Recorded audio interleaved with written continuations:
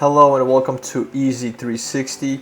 My name is Nem, and in this video I'll be showing you how to display your fixed cameras to the EZPi monitor. First of all, you want to make sure that the EZPi itself is online, and you can do so by checking the lower right hand corner, and we see a strong Wi-Fi signal here indicating the EZPi is online. If you have a wired connection with an Ethernet cable, you'll see two arrows in place of the Wi-Fi icon. The two fixed cameras you see here are connected wirelessly to the EZPi. You only want to have the camera phones connected to the EZPi network. To view the Wi-Fi networks, click the top of the camera phone here and click and drag down. You can see the internet. We're connected to the EZPi. If I go see all, so we're connected to the EZPi right there. Saved networks, I only have one saved network, and that's the EZPi. If you have other saved networks, if something happens to the EZPi network, the phone will connect to a different network, therefore you will not be able to pull it up. You really want to make sure the only saved network you have is the EZPi. The first thing you want to check is that it's connected to the EZPi Wi-Fi, and if I scroll down, click, and I see I am connected to the EZPi. If the phone is not connected to the EZPi Wi-Fi, you want to go ahead, connect it. Once you connect the phone to the EZPi, you can double click main camera and click on execute, and this screen will show up. If the camera phone is connected to the Wi-Fi network and you still can't pull up the cameras, the second thing you want to try is to reset the EZPi Wi-Fi, and most likely you will have this icon here. You can double click the EZPi Wi-Fi and then execute. Not execute in terminal, you're going to click execute. The Wi-Fi will restart. The cameras will reconnect to the Wi-Fi.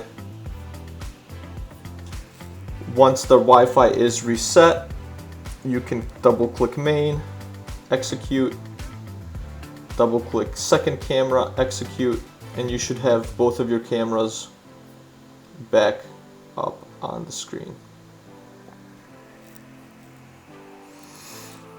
If you do both of these steps and you still can't get the camera to show on the EZPi, what you want to do is restart the actual camera phone itself. So you can do that by holding the side button, and it'll give you an option to restart the phone. There's also an option to restart the phone wirelessly. It's a little tricky sometimes, but you want to click the top of the phone, click, hold, drag down all the way. You want to make sure that this is all the way down, and you can see here a power button. So if you click this power button, it will give you an option to power off or restart. You always want to just restart, that way you don't have to touch the camera, it'll restart itself. And most of the time, once the camera restarts, it will go back to its saved Wi-Fi network, which should be the EZPi.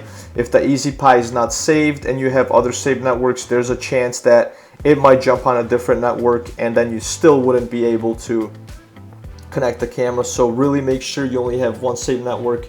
This is how you can restart a phone without touching it, especially for the top camera. The secondary, if you can't climb up to restart it, you can just do this.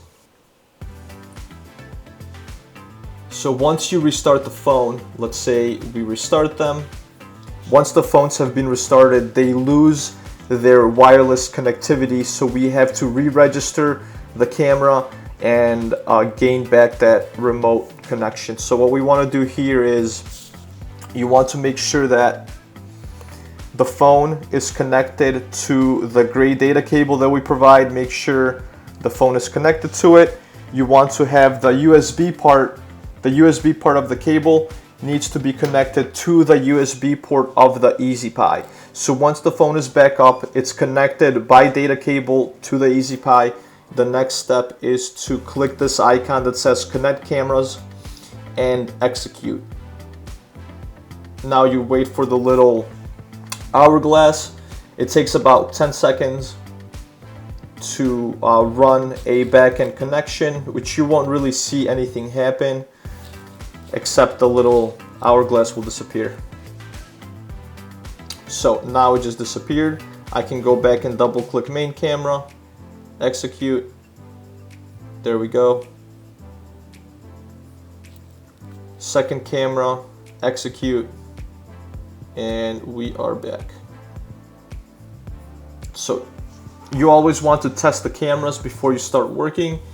Best way to do it is to click the cloud and make sure that the main camera and the second camera are synced, and you can see the cloud is red. It's also red here. This disables any uploads, and it also works to resync the cameras to each other. So if one camera is doing something the other is not, what you can do is click the cloud and they will resync. Let's say, for example, the secondary camera is not syncing even with the cloud.